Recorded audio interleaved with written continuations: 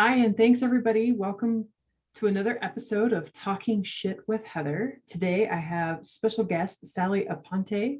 Did I pronounce your last name right? Yeah, Aponte. I've never asked. I've never heard it. I know. I always just known you as Sally A. Well, she's a fellow FDN at like myself, but she specializes in oxalates, and she's going to give us a really awesome story today about her journey and why you should care. And I'm going to show you some really scary pictures. So stay tuned. So I'm Heather Gray with Discovering Health, and I am a functional diagnostic nutrition practitioner, and I help professional, motivated women with Lyme who are over being told that their health issues are all in their head. And I help them to reduce chronic pain, address embarrassing gut issues, and conquer brain fog naturally so they can get back to having a productive, joy-filled life. The reason the name for the podcast, Talking Shit, it's twofold. So one is kind of tongue in cheek, and then the other is legit. So the legit part is I'm a practitioner, right? And sometimes I will get other practitioners on here and we will literally talk about shit. Actually, one of my best, my highest viewed episode is with a woman who runs a coffee enema website where you can get all your tools and kits and everything. Coffee enema. Actually, that might be a great place to look for parasite stuff because her stuff is killer. But so sometimes, yeah, we talk about shit, and then other times it's talking about like our shit storm, right? Or a lot of us in this industry got into it because of our own health journey, right? And in order for people to heal, we kind of got to take that shit storm, right, out of the dark and into the light so people can hear and heal.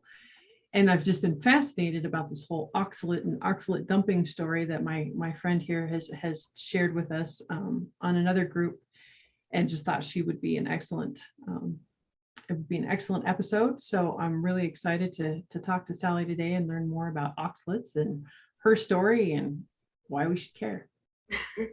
Well, Heather, thanks for having me. And yeah, this has been quite a journey for me. When I first started looking into this, I had no idea what this was. Like many, I was dealing with severe acne. I was dealing with joint pain, stomach problems. And I went to the dermatologist and, they treated it as acne and I didn't know any better.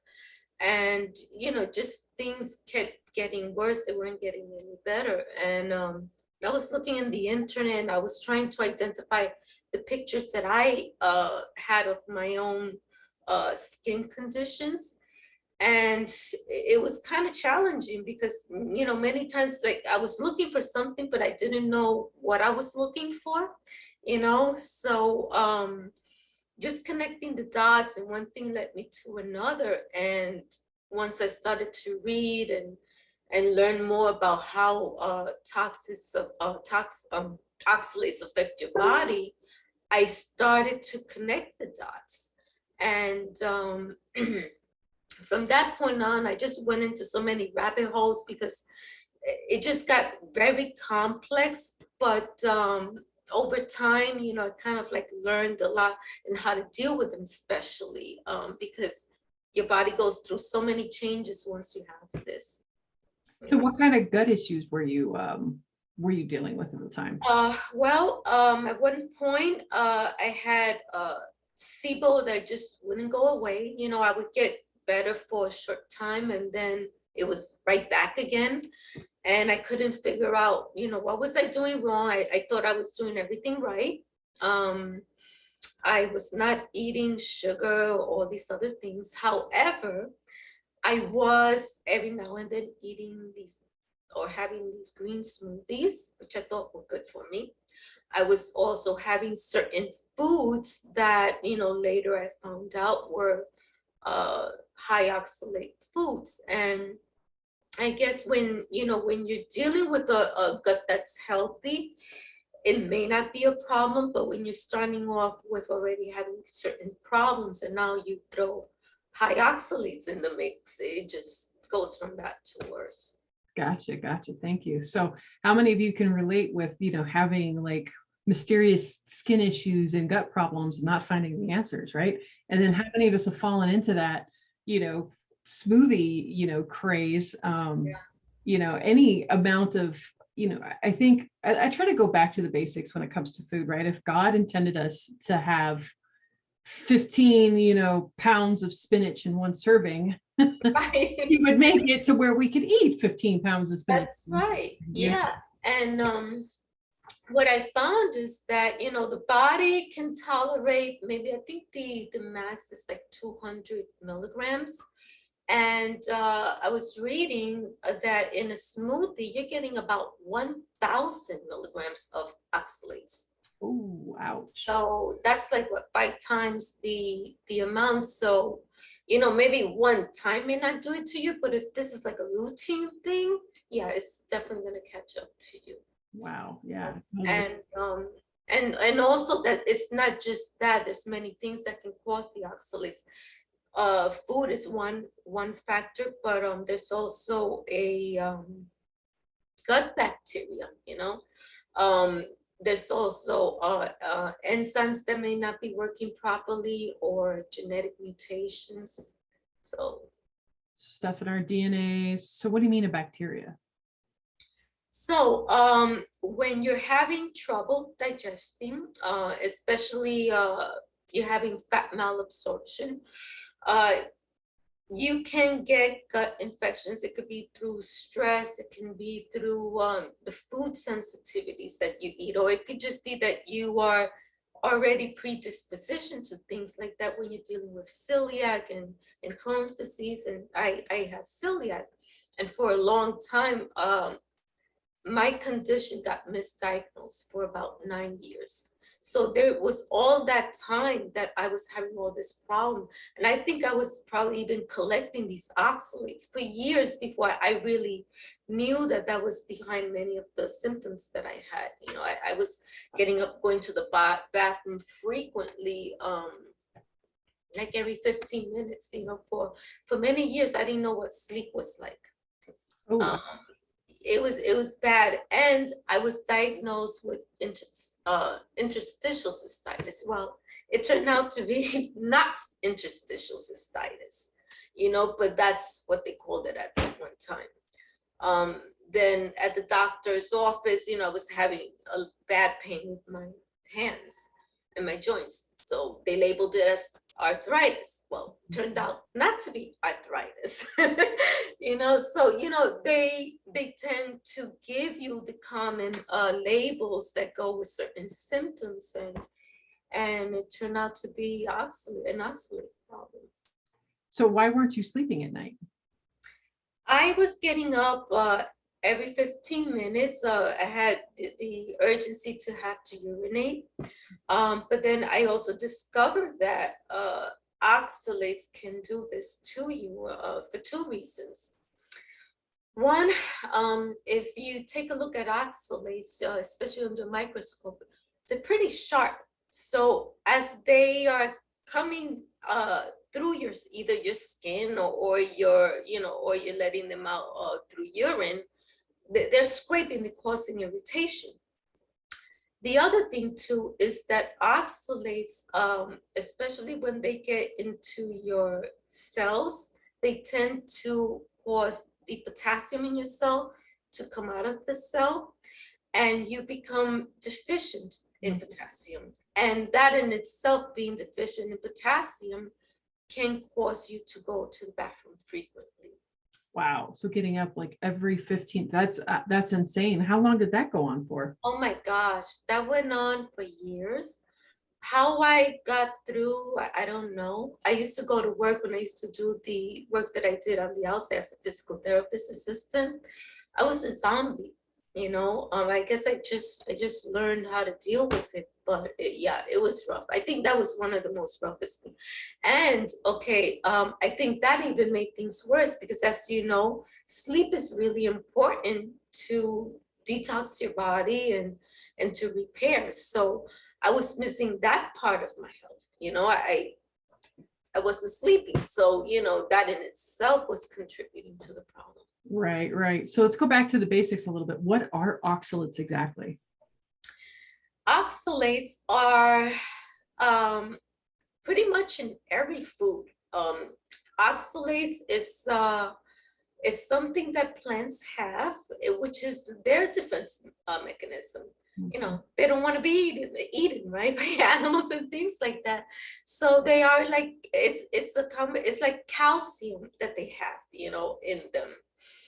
And when we eat this stuff, if our stomachs are acting properly, our gut bacteria is what it should be, we should be able to handle a certain amount of oxalates. But when you are already starting out with a bad gut bacteria, you can't handle them. So oxalates are found in plants, plant food, especially almond.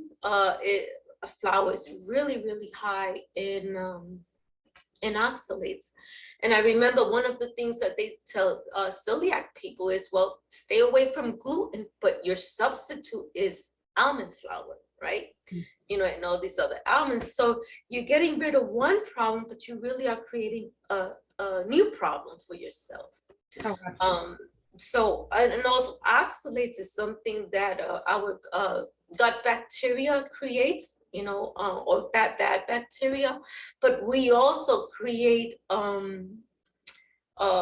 oxalates when, you know, it's kind of like, it's a process that the mitochondria goes through. And we also too, as a normal process, create oxalates. So we get oxalates from 3 different ways, you know. But when you can't metabolize it, it starts to build up, and then it settles in different parts of your body, which the medical terminology for that, I think, is called oxalosis. And that's something that doctors really don't look into unless you are dealing with a kidney stone, and then you're labeled that, you know, having kidney stones. But way before you have a kidney stone, you actually have a oxalate metabolism problem. Oh, so kidney stones are oxalates? Yeah, one type can be. Okay. You know, you can have different types, but the main ones are calcium oxalates. Oh, fascinating. Yeah. We've had a history of kidney stones. You probably have a history of oxalate. Way before, you just don't know about it because it's not something that conventional medicine looks into. And also, if you have osteoporosis, it can be linked to the oxalates, because what happens is that if your body can't metabolize these oxalates, they start to go into different parts of your body. And one of the ways that your body tries to handle this, because it knows it doesn't belong in your tissues, is that it now tries to bind it to calcium. But because now you're dealing with the oxalates outside of your stomach, which is where it would normally bind and be excreted out of the through the feces. Now you're dealing with them in the tissue. So the body breaks down your bone to get calcium and bind it to where it's at. But now you have calcium oxalates in your joints. It could be in your muscles, you know, and sometimes even in your chest area. And there's actually studies that link oxalates directly to breast cancer. Shut the front door. Yeah. Huh. Yeah, they are directly linked to breast cancer because they are attracted to sulfur as well. And our breast area has many sulfur receptors. Fascinating. It's crazy. Yeah, I mean, it's like the more I started researching, and it's like you just go onto all these different rabbit holes. So that's the way it works. Oh my gosh. Yeah. So I remember you telling me a fascinating story. So you talk about oxalate dumping and how painful it can be. And can you go into that experience and why is it that we dump and why was it happening at a certain specific time for you every night? Like, is that typical? And could you tell me more about that story? Yeah, that is, yeah, definitely. So I think what happened in the process of me trying to get better, I went on a keto diet, you know, And with a keto diet, you're eating more, you know, proteins and high fat, you know, and less carbs. But I think that actually triggered the problem that I didn't know I had. So because of, I had a friend who went on keto and said she got gout. yes, Is it? yeah, because that, yes, it is connected to it, because what starts to happen is that once your body senses that it's safe to let these oxalates released from the tissues, it starts to do so. So when you start lowering your daily oxalate intake to about almost like 50 milligrams, the body feels that it's safe to start letting them out. So what starts to happen is they start coming out. Sometimes it could be through your feces, and that will cause grainy or what they call sandy stool. Or you could start getting irritation when you go urinate, or they can start coming literally out through your skin, and they start to pretty much like pierce through your skin. So, I wouldn't have believed it. So let me show you. I'm going to bring up. yeah, it starts out like a rash. And what I learned, okay, because these things were like shark tooths coming out of my skin. Can yeah. you see the screen? So And this this is is just when it's healing.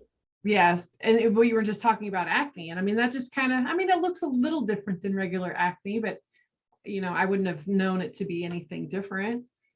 Let's see, what's the next one? Oh. What? Yeah. That's the pain in my neck, literally. that's the shark tooth. And I wish next time hopefully this won't happen again next time, but I wish I had. So how big do you think that was? Like if you were to set something next to it? I actually had, it was like, I would say like that first line on a ruler, was that a centimeter? Okay. You know, like a little centimeter. Wow. That's how big it was. That's insane. And it was painful, you know, because I had hundreds of these, you know, started to come out of my neck. And it seemed like clockwork. Yeah, there we go. And you know, talk about liver time, okay? It was like it was on clockwork. Every about I was like 1:30 a.m., give or take, I would feel like this the pain in my neck. It felt almost like a cactus, you know, when you get like a cactus the needle from the cactus. Oh yeah. So I felt that pricking in my neck, and you know, after a while I knew what it was. So I pretty much would stay up until like 5:30 a.m. in the morning, massaging these things out of my neck. Oh, there we go. There's the because one of the ways that I discovered how to get these out was taking a really hot bath, as hot as I could stand it, to open up the pores, and then I would get some organic oil and just keep massaging. And after a while, you would feel the grainy things in my hand, and that's how because you can even see there, you know, like some of the white things coming out from the skin. Oh my god. Yeah, right there. Yeah. So. Oh my gosh. This is very painful. Shit from a sci-fi movie. But exactly, I felt, and you know what, Heather, this in the beginning used to really freak me out because I didn't know what the hell was happening to me, and doctors couldn't help me. Okay, they had no explanation for this. I had to just really do my research and put, you know, just really connect the dots, and then I had to I wanted to find out how can I deal with this and get this out of my body, but that it's not protruding through my body the way that it was. So, you know, I read some articles and some white papers and things like that, and I did find a way to dissolve them within the tissues, and I was doing EGTA intravenously. And that actually helped a lot. They still came out, but you know, it's almost like it pulverized them. So how much longer do you still go through these coming out of your, you know, this type of stuff coming out of your skin? Yes, it's been 4.5 years that I've been releasing these. I'm every August makes a year. So if I continue, this August will be 5 years into this. And once you start getting these out of your system, it could be up to a 10-year process. And of course, it depends on how long you've been collecting this. Now, I had celiac, right, and I was not properly diagnosed until I was 32 years old. And then even then, when I was diagnosed with celiac, it was not addressed properly. This was back in 1990. It's still not. It's still not. Right? My kid was diagnosed in 2005, and all they did was tell us, so just go off of gluten. Yeah, and what does that mean, right? Because gluten is in everything. Well, right. But they didn't even teach us that, you really shouldn't. So all we did was substitute regular conventional crap for gluten-free crap. Right. And we're also starting to find out that rice and corn and oats actually have their own form of gluten in them. And so really, if you're a true celiac, really you should be grain-free. Like Exactly. And that's also what happened to me as well. So unbelievable. So yeah, keep going talking about the celiac connection. Oh, so celiac, especially people who have medical conditions that predisposition them to having digestive issues, specifically fat malabsorption.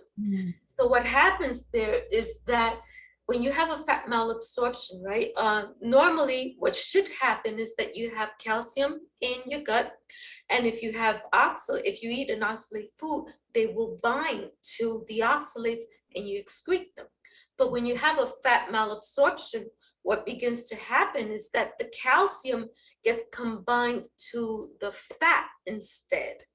And as a result, your body starts to absorb the oxalates. So it doesn't have the calcium to bind in your gut. So is that one way to kind of combat oxalates is by increasing your calcium intake? Yes. One of the ways that I have found to protect yourself, and because many foods have oxalates in them, but one of the ways that you can protect yourself from absorbing these, especially if you have celiac and things like that, is to have something with calcium when you're having foods that are high in oxalates. Right. So then, so it could be a 10-year process. Why so long? Well, these things they are embedded in your system, and we're talking about like in your muscles, so it takes a while, I guess. You have to do a lot of cleansing. You have to prepare your body to start releasing these.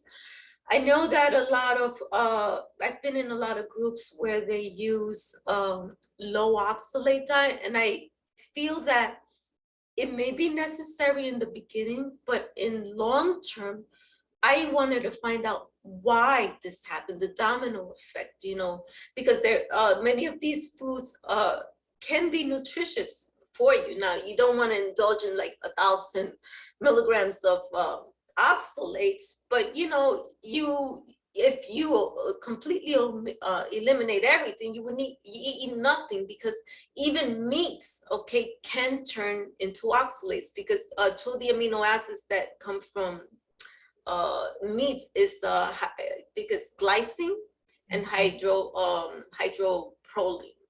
So if your enzymes are not working right, it can change into oxalates. So so the main thing really is that you want to fix your gut, and you want to find out why you specifically have an oxalate problem. And that could be different for everyone. For you, it could be an enzyme issue. For me, it could be my diet.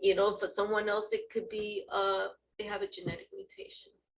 Gotcha. Or they have bacteria in the gut. So doing a lot of the stuff that FDN is already so famous for doing, healing the gut, detoxifying, getting the right good guys in balance, good microbiome. Yeah, because I'm just like now swirling about this, thinking about my own history with celiac. And just, I don't think I've had issues with. So what are some of the common symptoms to look out for if you've got oxalate issues? One of the things that oxalates do is they're linked to Hashimoto's.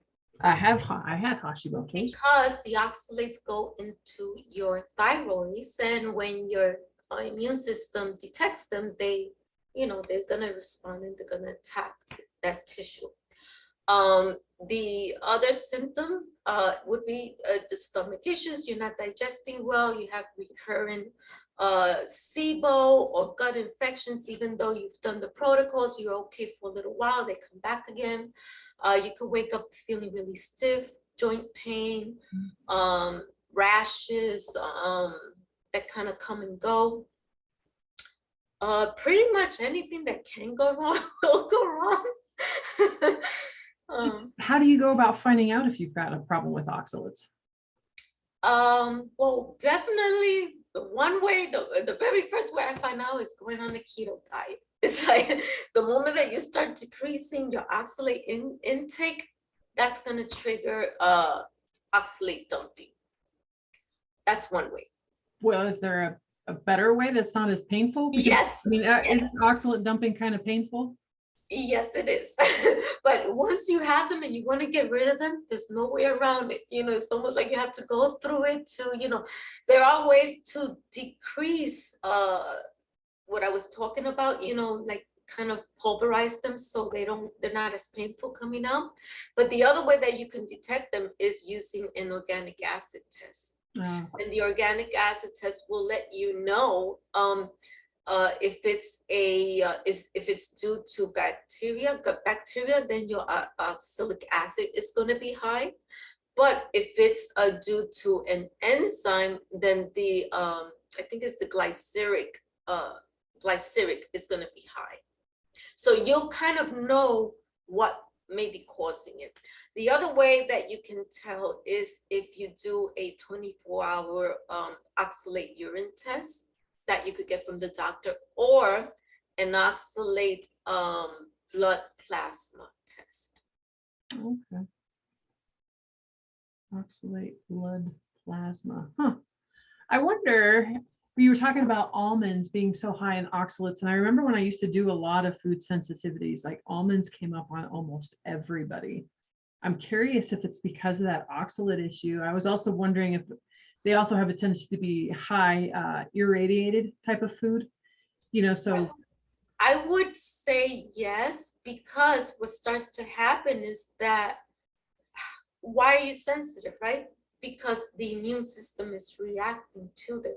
So it might be that the immune system is detecting these oxalates distributed throughout your body, and it's reacting to them and trying to, deal with them. Oh, that makes because it definitely triggers the immune system, especially the MMPs, which they're really good at their job. They're also very destructive in removing them, so. Oh my gosh. So Sally, do you have anything coming up that you would like to promote? Well, I'm actually putting my Facebook page together, and I'm going to be opening up my group to help people that are dealing with gut issues, with oxalate toxicity, oxalate dumping, and these unexplained mystery symptoms that very much may be connected to an oxalate problem. That's absolutely insane. And so what's the name of your group going to be? I haven't figured that out yet, but I do have my Facebook page up, which is the Oxalate Detective. Awesome. Okay. Yeah. So keep a lookout for that. And I'll be connecting it so you'll be able to find it at the top button. Awesome. Okay, cool. And then make sure if you haven't to send me that link so that way I can put it in the show notes so people can find it. But thank you so much for sharing your story today. Thank you. Pictures, and my God, that was absolutely amazing. And that got my brain swirling of like, Oh shit. I know it's crazy, you know, but at the same time, it's fascinating. And I always say this, if it wasn't happening to me, I would find it even more fascinating. That's Maybe why every time I'm talking to you, I'm like, show me your shark tooth. Show me your shark tooth. I just can't believe that came out of your neck.